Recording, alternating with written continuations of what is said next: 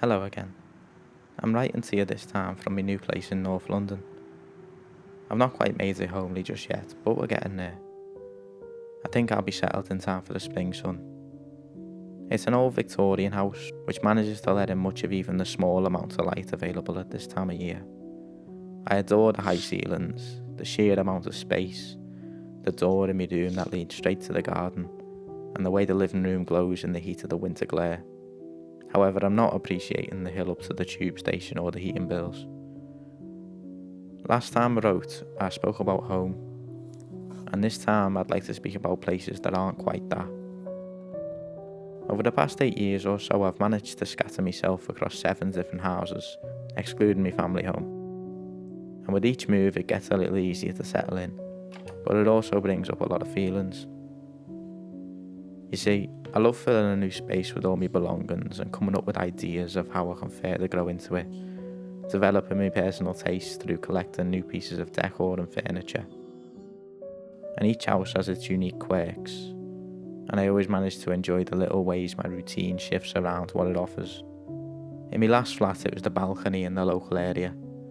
Every morning started with a moment on the balcony, and every afternoon involved a walk to the park.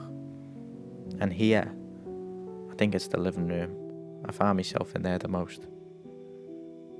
And whilst I can love these spaces, no matter how much I dress them up or nestle myself in, it's still not my place. Still not home. My things provide a softness and a familiarity, and my routines help soothe me over time, but with each move, I'm reminded. I've always struggled with unfamiliar rooms, as I'm sure many have. I remember being so particular as a child about sleeping in other people's homes. Unfamiliar spaces felt so cold if I couldn't see evidence of myself there.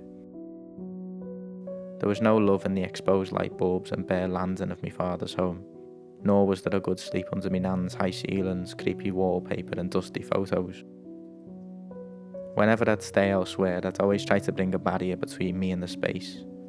At first it was books.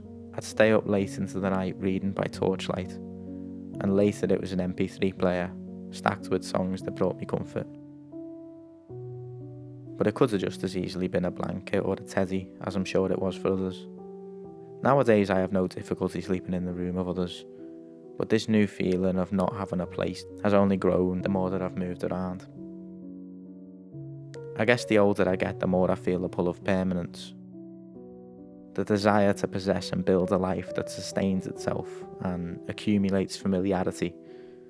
And I think I struggle with the reality that I'm not currently in motion towards that in the way that I'd like to be. But then again, it's the distance that feeds the desire. And I believe I should remind myself that the road is long and I'm pointed in the right direction by these feelings. And don't get me wrong, having said all this, I need the freedom of where I am in this moment.